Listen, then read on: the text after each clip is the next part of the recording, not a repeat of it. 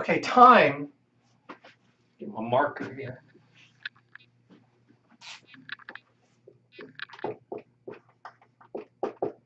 Time is a resource.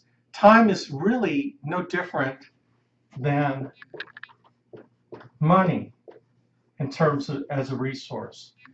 Time and money. And there's also another concept called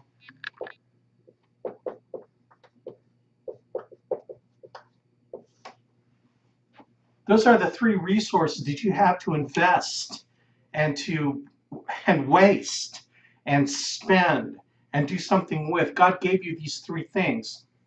Time, which is time on this earth to accomplish great things. Okay? We all have an end date. Okay? It's not in our mind, but it's in God's mind for how long we're going to be on this earth. Right? There's like this is my tombstone. Okay? And I was born in 1960.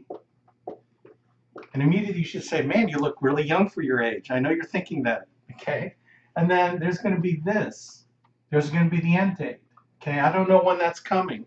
It could be tomorrow. It could be a week from now. It could be a month. It could be 30 years from now. All right? Whatever God decides my time on earth is going to be.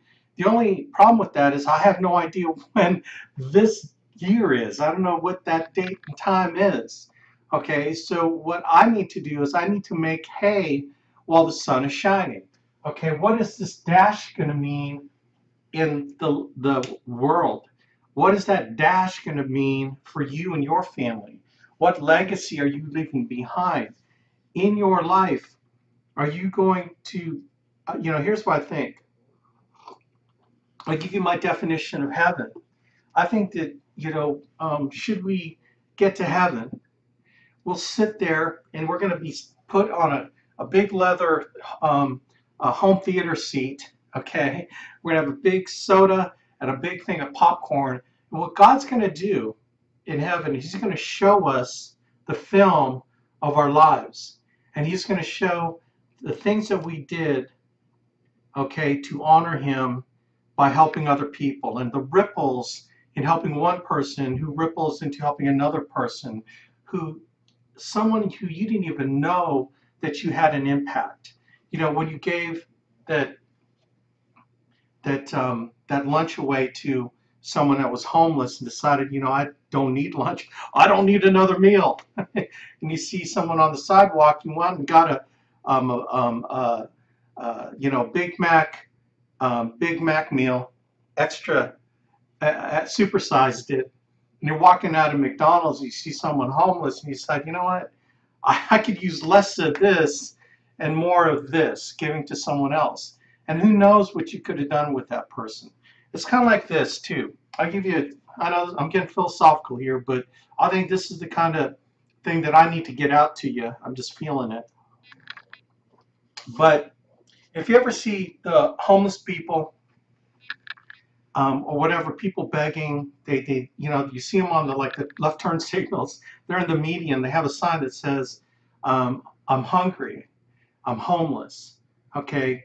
Now, when I used to think about that, it's like I used to rationalize not to give. I used to rationalize that, you know what, these people, all they're going to do with it is just buy alcohol or drugs and then keep them down. So why do I want to contribute to that person, living a life of self-destruction? And I realized something, I forgot where it was, I think it was in church. Yes, in church or in prayer, that's not my job, is to project what they're going to do with the money. Okay, God said you'll always have the poor with you. And so I realized because there would be times where I give money and times I wouldn't. And it's like, how do I know why this person I thought would do something good with the money and this person would do something bad? You know what I mean? I think God blesses us with resources and then leaves us to decide what we should do. Well, I wanted to take the decision out of it. I didn't want to have to stress thinking, oh man, I should have gave. Oh, there's that carnal side of me that wanted to hold on to my money. And then there's the generous part of me where I felt generous that day, maybe I got a big commission check, and so I pulled the 20 out of my pocket, gave it. And it was like, I go, how hypocritical for me to judge what that person's going to do or not. And I think what hit me, here's how it hit me. I'm just remembering now. How it hit me was Andy Albright calls me and says, hey, Bo, we're doing this insurance thing. You interested in making some extra money? And I said, sounds good, man. Because 2 weeks prior, I was on my knees asking God for an opportunity to get myself out of the crap situation I was in, right? And this is the way he answered my prayer. Now, Andy, we knew each other in the Amway business, but we're friends, but he didn't have to share this business with me. He could have decided, hey, Avian's way too sharp, he wouldn't want to do this, or man, he's a loser. He couldn't do this, okay? He could have said one of those two things, but he didn't. He just took the judgment out of it, and he called me. And he was an answer to prayer. He didn't judge whether I could do it or not. He didn't judge whether I would say yes or no. He gave me the power of choice. He gave me the opportunity to say yes or no. And then in that opportunity, he gave me the option of doing it or not doing it. And in the opportunity, he gave me the option of doing the right things to be successful or doing the wrong things and not be successful. See, he always left the choice up to me, and I think that's what God does for us. He gives us the power of free will and choice. So when that beggar is standing there saying he's homeless, it's not my job to judge what he's going to do with the money. My job is to give when given the opportunity to give, right? To give when given the opportunity to give. I think that is what this little dash is about, right? To give when there's opportunity. So I don't think about it. When I see someone and I'm at the left turn signal, I pull something out of my wallet. It could be, and it's like, man, I wish this guy had change. It's like, man, I don't want to give him a 20, man, because can I get $10 back? I don't do that. It's like whatever's in there, I give. It could be whatever. I mean, all I'm saying is that my thought process is based on who do I want to be in this life, okay? Who do I want to maybe impact? And I have no idea.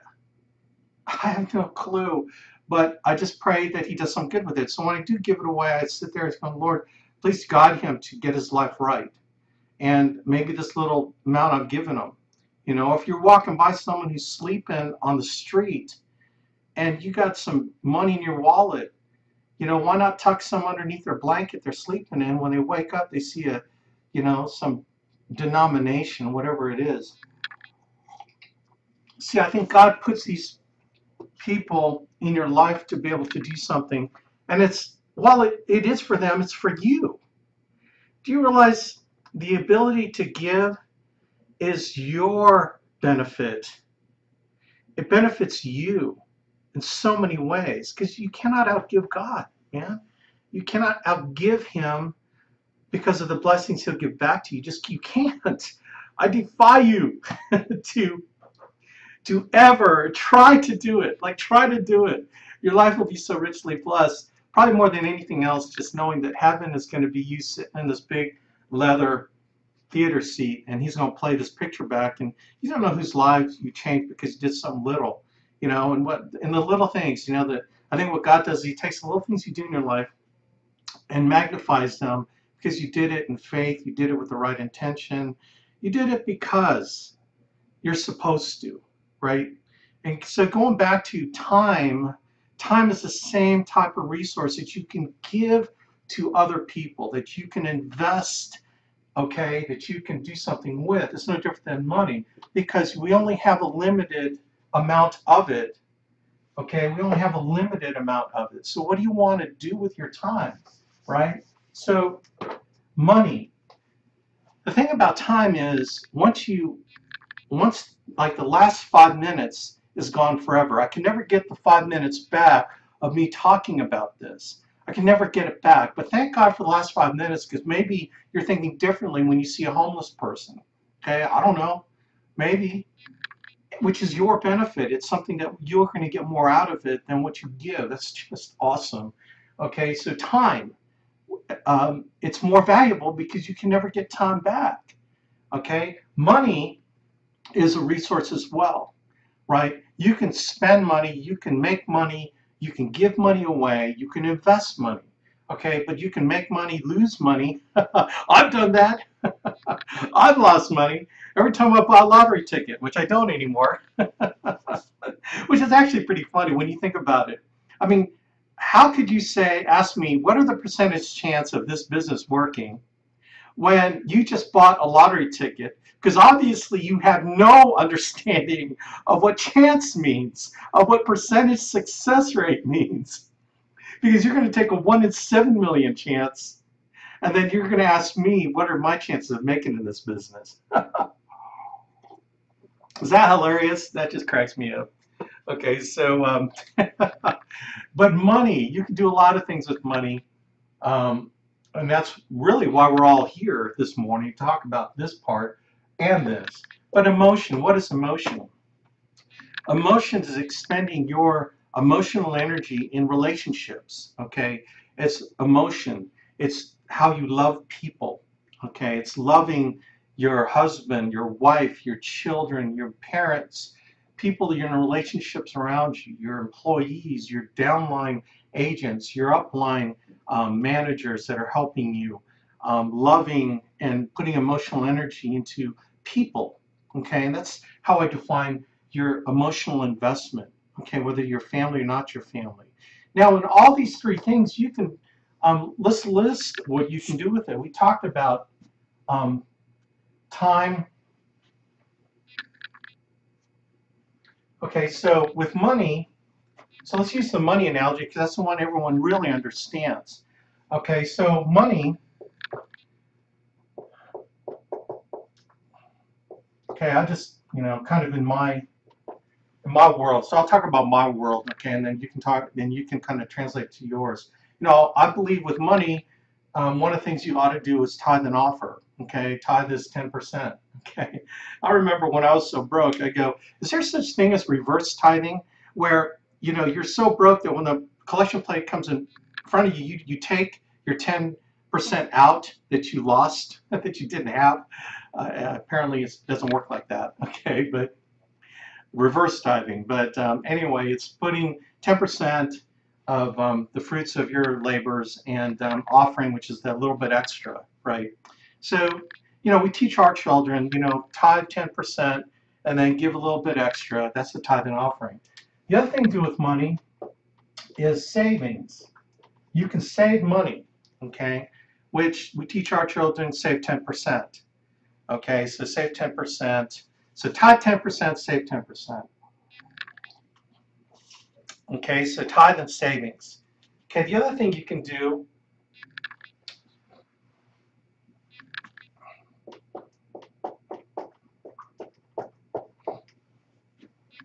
is invest your time.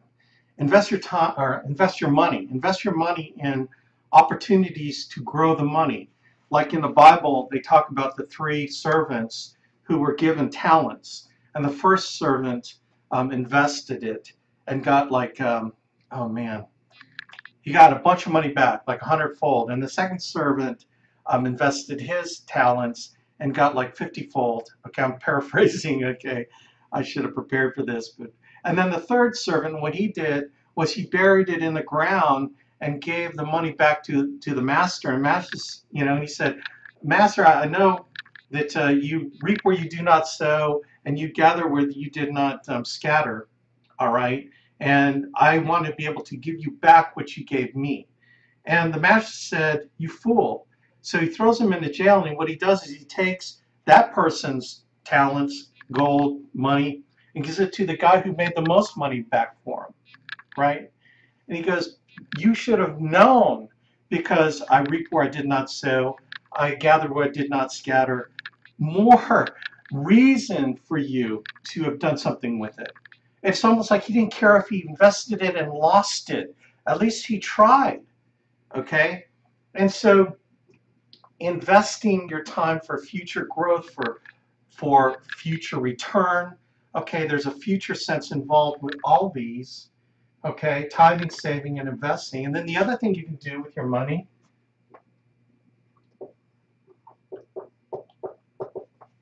is you can waste your money. Okay, you waste your money like buying a lottery ticket. I don't think that I don't think anything. There's a lot of things that can steal your belief in what you're doing, and I think lottery tickets is one of those things. Because when you buy a lottery ticket, you know that you have a 1 in 7 million chance is you're telling your brain that I don't think what I'm doing is going to get my dreams and goals, right? But Alex, I could be blessed. The Lord can bless me. It's like, how dare you try to force God into your model of how He should bless you, right? His blessing comes, His blessing comes at what you need, not what you think you need. And thank God for that. Because how many times He gave me what I thought I needed and it was bad. He's taught me this lesson. I've learned this lesson many a time when I was younger, that I pray for stuff and I want stuff, and then He'll say, okay, you really want it, here it is. And then it never turned out the way I thought it would. It was empty, it was whatever. But then when I would pray for stuff or things, but then I would say, your will be done, not mine, because you know what's best for me. If a son asks his father for bread, would his father give him a stone? Right? Again, that's a biblical reference. But, God gives you, if you're open to it, the things that you need, not what you think you need. Because a lot of times those are two different things. And so, but getting back to what I was saying, I mean, that's the lottery example again. But you can waste your time, okay? Well, is wasting time, spending time with your family? Absolutely not. Wasting time is an investment in the emotion. Okay, we're talking about the emotion thing. You can do all these things in these three areas, right? See, because you can tithe and offer. So let's go. So you can waste your time doing a lot of things that you will never get a return back from your time, okay? But Alex, is wasting time recreation? No. Recreation, understand what that word means. It's recreate. Recreate yourself. You need time to chill. That's why professors at a university, they go on sabbaticals. That's why in Australia they do walkabouts. Okay, that's why, depending on what you do spiritually, that's why you go on retreats. You go on retreats, you go on walkabouts, you go on sabbaticals to recreate, to recreate yourself, to discharge all the crap and infuse yourself with new energy. Okay, it's not wasting time by recreation. And your part of your recreation could be investing in the emotional side in your family. All right, so I think you know what I'm talking about, time wasting or money wasting. You waste your money on a lot of things that don't mean anything. Okay, now how do you tithe and offer your time? Let's talk about how that relates here. Tithing and offering your time. What is tithing and offering? It's giving away with no expectation in return. Okay, you know that God's going to bless you, but that blessing may not be money. Okay, now it's interesting, when you do invest money, you get money back. Kind of tithing and offering is just the first fruits, in the time thing. It's the first fruits of your time. How do I do that? I do it by giving God prayer time. Okay, I go to daily mass in the morning, when I don't miss it like I did this morning, but and then I pray. God has never wasted my time praying. I mean, I've never wasted my time praying because He's always given me time. It's funny when I don't pray because I don't think I have time, then I don't have time the rest of the day for all the other things. Every time I pray and give the first fruits of my time back in the tithing, like tithing and offering my time, it's amazing how much time I get back. And that's sort of what happens. So I do it in prayer. The other thing I do to tithe my time is I give my time away to people who can in no way give me any compensation back for it. In other words, I travel to do these hotspot meetings because I believe it's tithing my time to other people. I take calls from people not in my group when they're asking questions. It could be business related, spiritual, it could be whatever. relationship with their spouse. You know, I don't pretend to be a counselor, you know, nor do I play one on TV, okay? But the whole tithing of my time, you know, running hotspot meetings, I believe, is when I'm pouring into other people who are not in my group, and I'm giving to them, and you know, this idea of investing in them so the return comes back. You know, the idea of sowing and reaping is a very interesting thing because it doesn't matter what field you sow the seed in, the harvest always comes in your field. Really, your field is everywhere. So wherever you scatter the seed, it always comes back. I never limit the field I'm sowing in as to mine, you know, because the field I'm sowing in is God's field. And so when I scatter and sow, it always comes back. So tithing my time is helping other people. I'm volunteering for charity things to help, you know, it's that stuff. Tithing your time. You can tithe your time. Okay, save time. The idea of saving time is being efficient so that you don't waste it. Okay, saving time is doing the right things at the right time. All right, so let me refer you to this book called First Things First by Stephen Covey. I think I have it.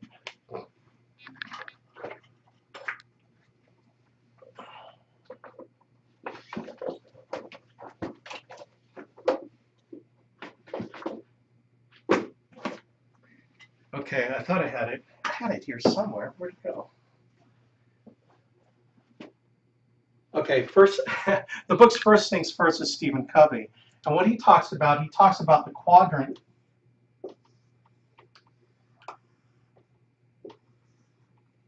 Quadrant 1, Quadrant 2, Quadrant 3, and Quadrant 4.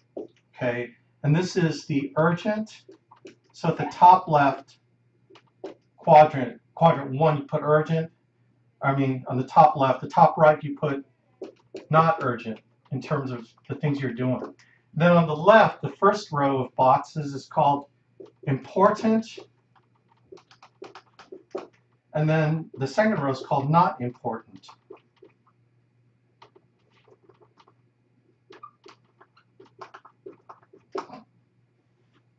So the cross section here, so quadrant 1 is called urgent and important. Quadrant 2 is not urgent but important. Quadrant 3 is urgent, not important. And quadrant 4 is not urgent, not important. Okay? Stephen Covey basically says you need to live here because when you work on the things that are important but not urgent, they don't become urgent and important. What are urgent and important things? It's like your mortgage payment that you couldn't pay last month and you can't pay this month. Okay, that's becoming mega urgent.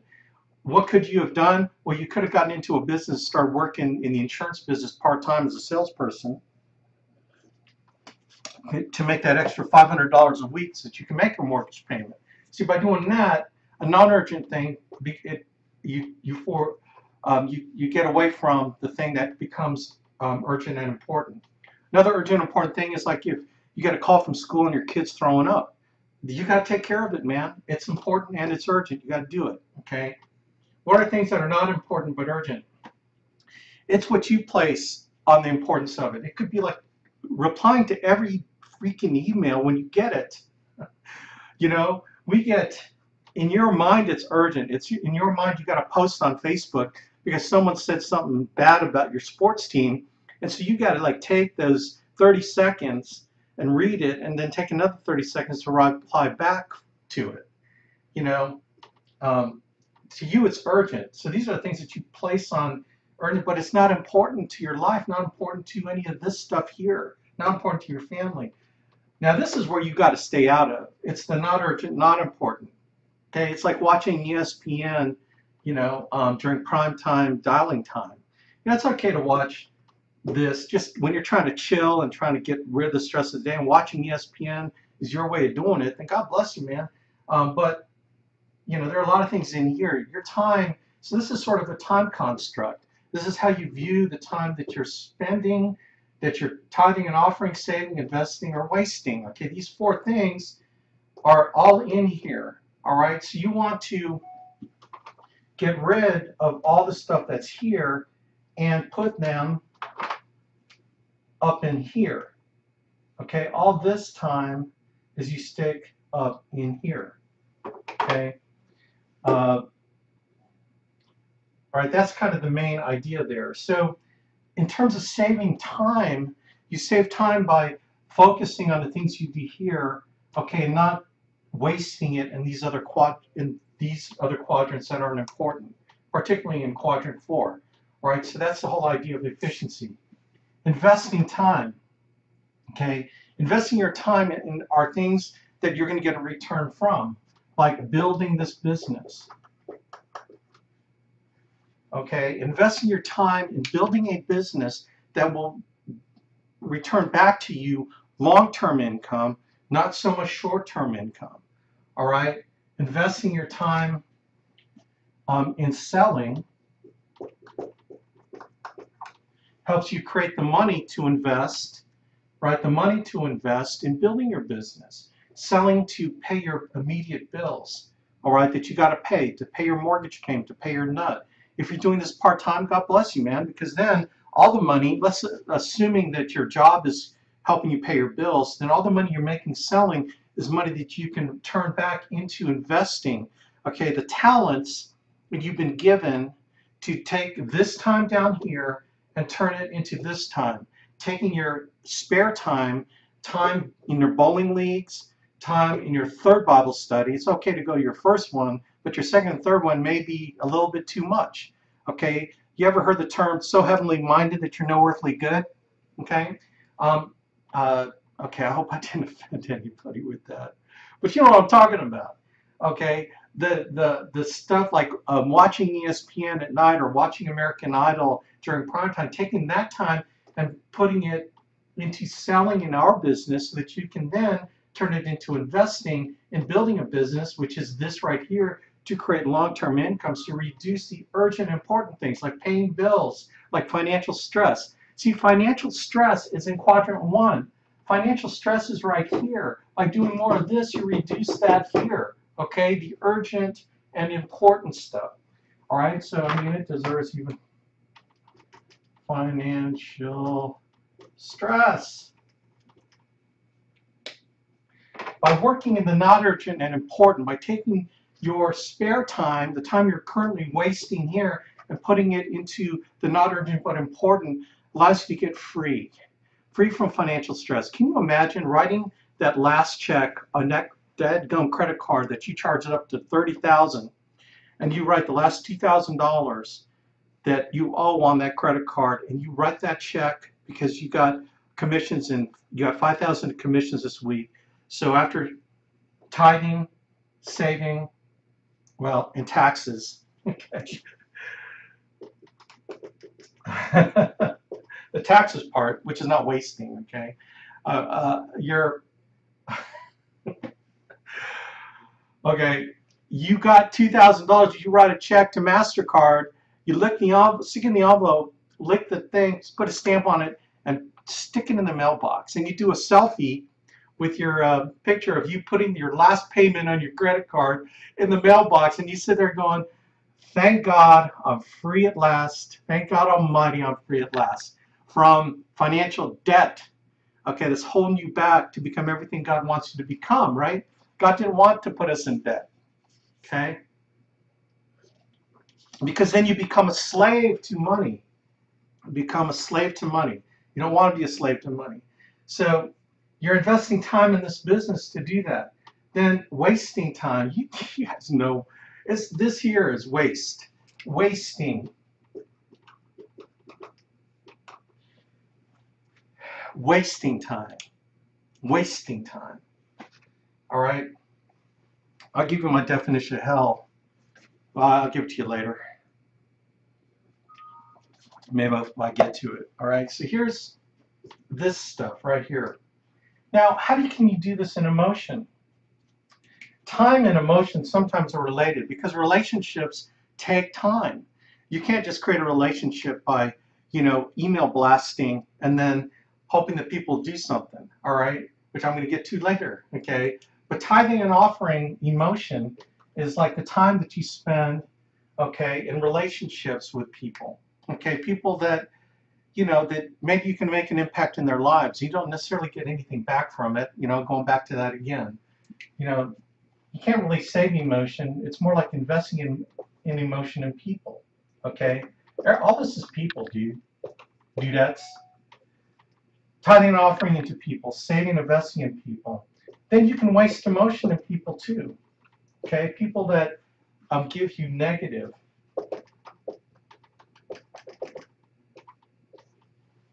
Right? Hanging around people that tear you down, that don't believe in you, people that when you walk away from them, you feel worse about yourself. I would say that you're wasting time on those people that make you feel worse about yourself instead of better about yourself. Does that make sense? Negative people, people that suck the life out of you, man. They are so negative that when they walk into a dark room, they develop. That is such an old joke because most of the young people don't even understand that. Cameras used to be, you had to put film in it. You couldn't expose it to the light because it would ruin the film. And then, once you use up the film and take pictures, you have to actually drop it off at a drugstore, stick it in an envelope, and then magically, 4 days later, a week later, you go back to the drugstore and you look in the files under A for Avian. It's like, oh, here it is. And so you go to the desk and those are your pictures that developed. Okay, you used to take negatives. Okay, some of y'all who are baby boomers like me remember that. Is that crazy that the young people have no idea what I'm talking about? Oh my gosh, that's like back in the old days, right? Remember Kodak film? Anyway, negative people, man, they waste your emotion. Do not have them suck the life out of you. Get away from them. Invest your time into people that will help you. Going to hot spots, going to war parties, going to the leadership conference. We have the leadership conference. It's on allianceeventures.com, and that's your opportunity to invest your time into people, invest your emotion into people, invest your money into people that will help you. See, people can help you, people can hurt you. You spend more time with people that can help you get your mind right. Hanging around these people who have made the proper decisions and also made the wrong decisions. See, the beautiful thing about being successful is we're not perfect. We're far from perfect. We're here because we've made more mistakes than you. Okay? The path is not lined, without barbs and potholes and junk you got to get through. That's how you become successful because, it's the road to Calvary. Once you believe, then you got to walk your road, man. You got to carry your cross. You got to embrace suffering with the power that it gives you. And the power that gives you is to tell other people, number one, when you endure suffering and persevere, you earn the right to have courage because you are okay. Once you've gone through it, you're okay. You're still intact. God has still blessed you. You got your family, you got your health, you got the things that are important to you that you care about, and you survived what you thought was something devastating financially. So you walk the path so you can earn courage, so you can earn the faith that you know that something good's going to happen because you walk in faith. See, struggle is the seedbed of faith. You cannot say I have faith unless you've gone through a struggle and persevered in faith to say you have faith. You can't say it. You have to show it. You got to work and do it. Does that make sense? So the path of struggle is a powerful one. We make more mistakes than you. We struggle more than you. That's why we have the kind of lifestyles that we have, because then we can tell you it's going to be okay. We walked the path. We walked through the tunnel. We came out the other side and are so fired up to tell you, man, it's awesome here. It's worth it. It's worth it to endure and persevere. Okay? That's investing your time into people that have walked the path. These people right here. You're investing your time. You're investing your emotion, investing your money to come to leadership conference or to national conference or to a war party or to weekly hotspots, because that's what you're going to get.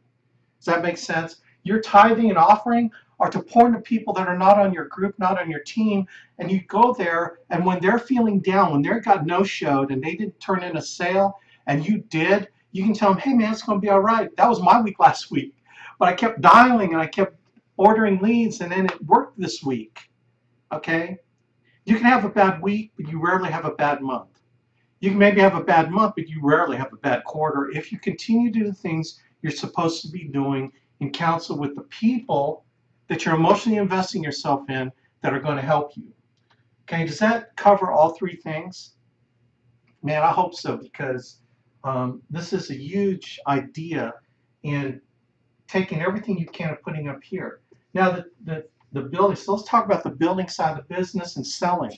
This is one activity, selling and building, building and selling. It's one activity in running your alliance business. Okay, it is part of the same thing. In fact, let me show you kind of how you can look at it. Is I kind of look at selling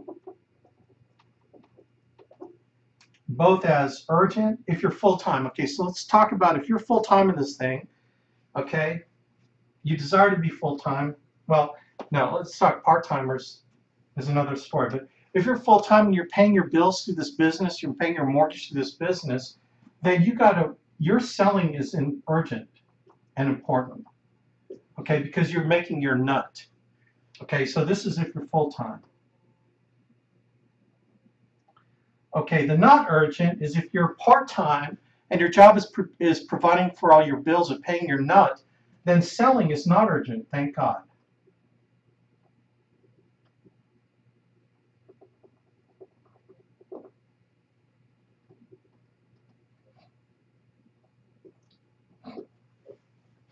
Okay, selling becomes a not urgent thing. So part-timers like Goodson, he's got his job as a realtor. So he sells because he wants to reinvest his money in his business. So he doesn't have to do $20,000 a month. Is that cool? So his selling is in the not urgent, but important.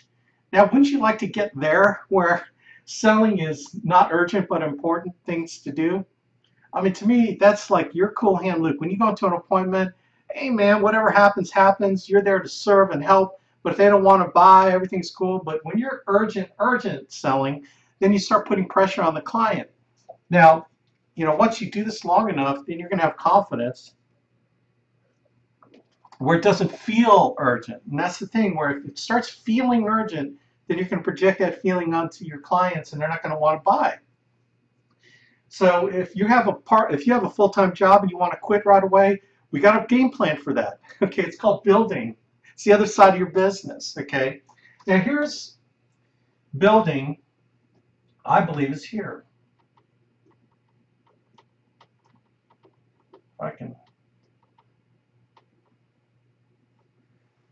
Building a business is not urgent but important, because this is the idea of saving and investing for the future. Now, you can't really save yourself to success, so it's really investing for your future, investing your time, money, and emotion into building the business and building people and to bringing people on board your business team so you can earn long-term overrides. Especially with All USA, our company, we're going to get renewal overrides on your agents.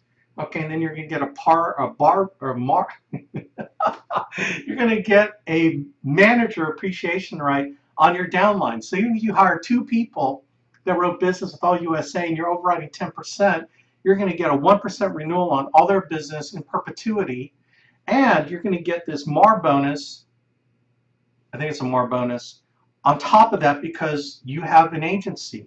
When you hire 1 person, you have an agency, and then you're eligible for another bonus on top of your own personal PAR bonus, producer's appreciation right on your business that you write through All USA. That, I'm not going to talk about that here, although I just did. So you got the building side is not urgent and important. Okay, so there's an element of selling which is urgent and important, and then there's an element that's not urgent and important. Building shows up here. Okay, the building of the business shows up in the not urgent but important, because this is your long-term income, and you're taking the time that you're wasting on other things and investing it in yourself and your family and your business by building a business. And then if you're part-time, selling so you can have money to reinvest, okay, into your business and selling and building. Okay, do you see how that works? All right. So how do you do it? How you do that is through utilizing your time properly. Okay, so let me show you the whole idea of schedule. Okay, so now that I've given you a model of how to think about your time, Okay, now is how, Alex, how do I take what you've given me and how do I implement it in my life? Well, the first thing you have to do is you got to make sure that you honor the time and you treat it like it's gold. You treat it like it's money. Okay, now if you don't treat money properly, then strike that. Okay, because I don't want you to waste your time. If you waste your money, then you're going to waste your time.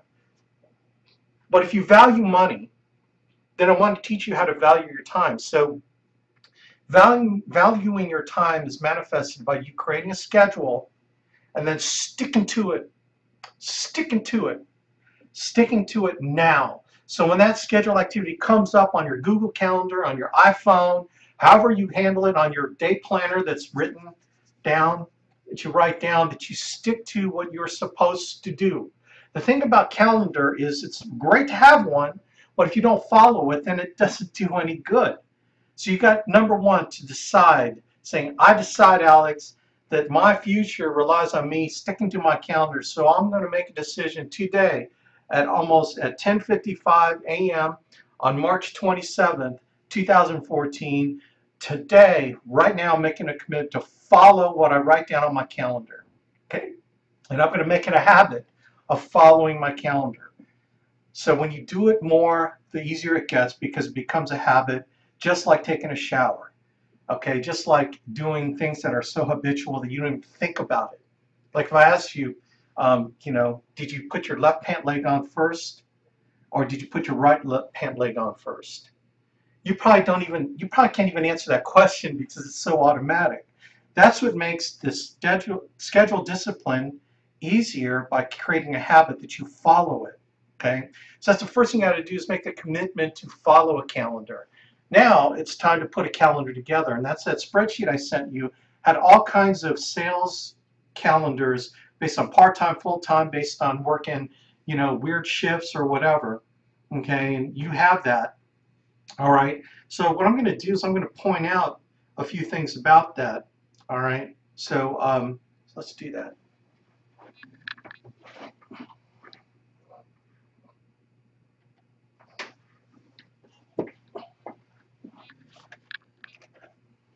Okay. So you see that the if you're on my join.me, you see your calendar. These are examples of calendars. Okay. I have my schedule is the first worksheet, which you can just fill in whatever, and I show from 6 a.m. to midnight. Okay. I mean, it's a little extreme, but depends on when you get up, right? Your day can be so effective, gang. So effective if you just follow your calendar. You can put everything in it. All right, so example one is a weekend schedule. So how do we schedule for the weekends? Well, it's right here, okay? You have dial time in the green, and you have the appointment time in the peach. I guess that's peach. All right, so this is when you plan on running appointments. Now, these are available times you can run appointments. It's up to you to schedule them. But this shows you can run a weekend schedule. You got a full-time job, full-time family, right? And so you're going to have to take some of that time. Notice this time, 5 to 8:30, 9 o'clock, whatever, dialing the phone. Okay, so, and this is if you have your evening hotspot meetings on Mondays, okay? So that's a weekend schedule. Here's a weekday schedule. Let's say you love working, you like working during the week, but you want to keep your Saturday and Sunday, relatively free. Okay, so weekday schedule is like booking your appointments on Monday, Tuesday, dialing on Saturday morning, okay, and Sunday for Monday, Tuesday. Okay, and then all this other days on Saturday, you've got time for church, you've got time for family, whatever you want to do, but you're investing a little bit of your time there, okay? That's just an example. Here's a Sunday, Monday calendar. So if you don't, so if you work on Sunday, so the previous calendar was if you want to kind of keep Sunday open, okay? So the next one is a Sunday, Monday schedule, so to run appointments. The next example is a weekends off schedule. So this is truly weekends, your entire weekend's off. So it shows when you can make dials and when you can run appointments. Okay. And then this is a part-timer. Okay, so if you're part-time and you want to run on Saturday and Sunday. Shows you where to make dials, okay. Part-timer, and you got church, okay. So you show church, and you got a job, right? So it's got every kind of opportunity that you can imagine in how to run this business. Part-timer, no weekends. So I take the weekend excuse away from you there. And then this is a slamming it schedule. And here I show recruiting time. So slamming it schedule, you can see you got church, family time, date night, or family time, date night with your spouse, daughter's soccer game, Starbucks with your wife, son's baseball game, lunch with your wife. See, you've got your other parts of your life in here that you're investing in your family, investing emotion, investing time. All right, then you got time building because you got recruiting dials scheduled in here where you're putting in crisis and you're talking to people that are responding to the crisis ads. Okay, then you got your evening hotspots, you got your reading time at the end of the day. Okay, this is a slam schedule, and you still got holes. See, if you want to work out, man, well, you work out in the mornings. This includes workout time. See, this is a full calendar. Now, all the other ones didn't have all those things, but notice all the white space. All that white space can be used for powerful things for your time. The quadrant 2 activities, like building and recruiting, can be done on all the white spaces. Okay, so I would look at the slamming it schedule and apply it to the other ones. I hope that makes sense. This is your way to get free, man. Investing your time to get free. That's what I'm talking about. That is what I am talking about. So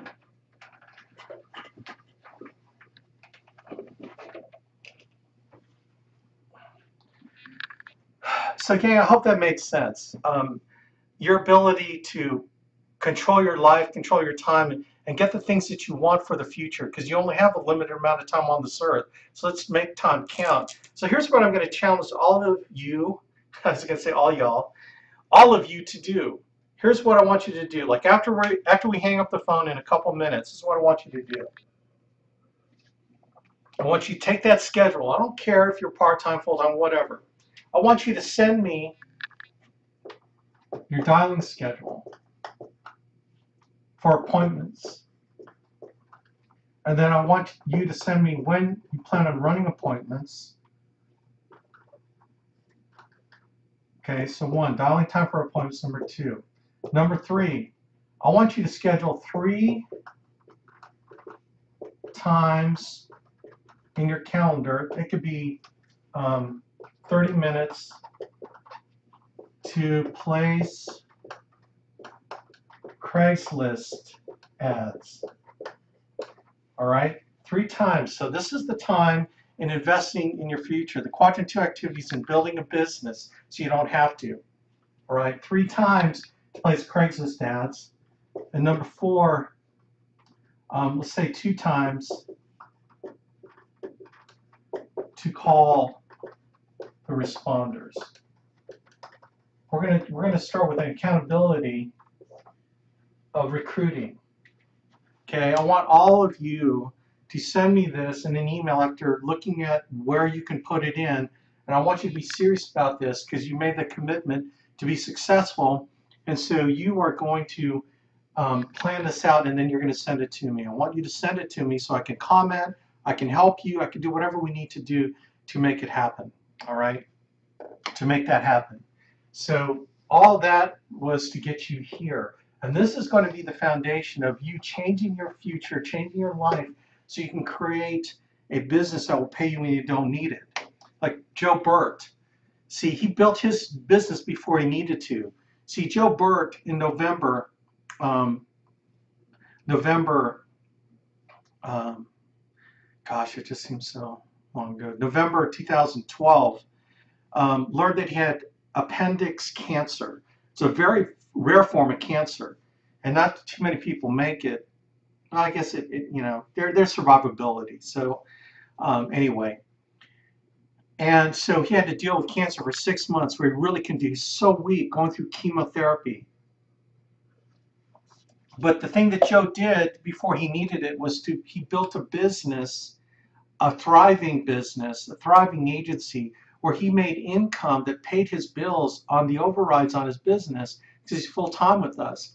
So he spent 6 months out for cancer. In those 6 months, his income in business grew. Why? Because he built his business before he had to.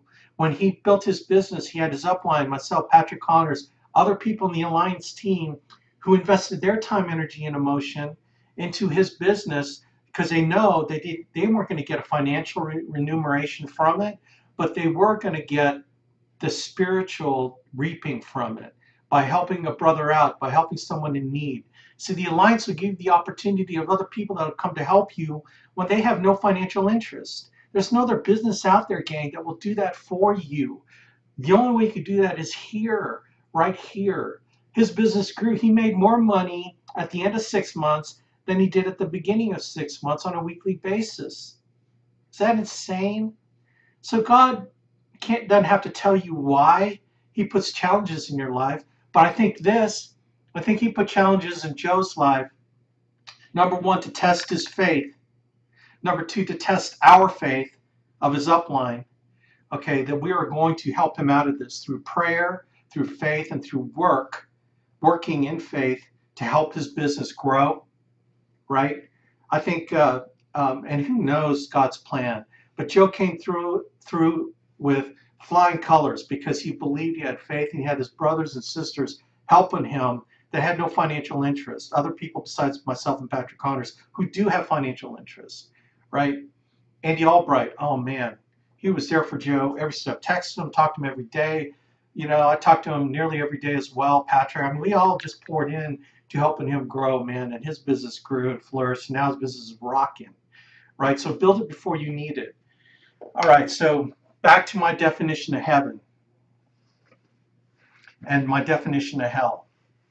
Hell is the person you could have become with the gifts God gave you, meeting the person that you are.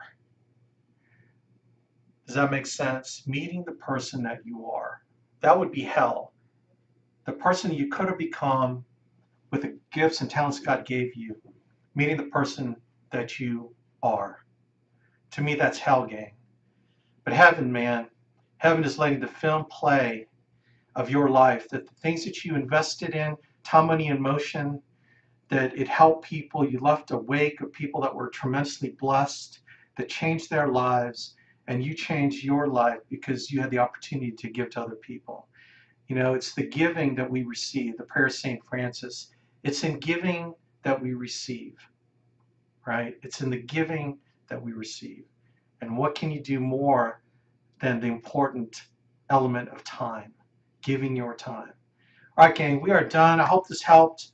Remember, get this back to me, please, because I want to help you get this, but you need to plan it, you need to honor it, right, and give the importance that it deserves, because your family deserves you, okay? They deserve your time, your money, and your emotions. So thank you, everybody. God bless. I appreciate this opportunity to serve, and let me know how I can help you, man. I'm in it for you.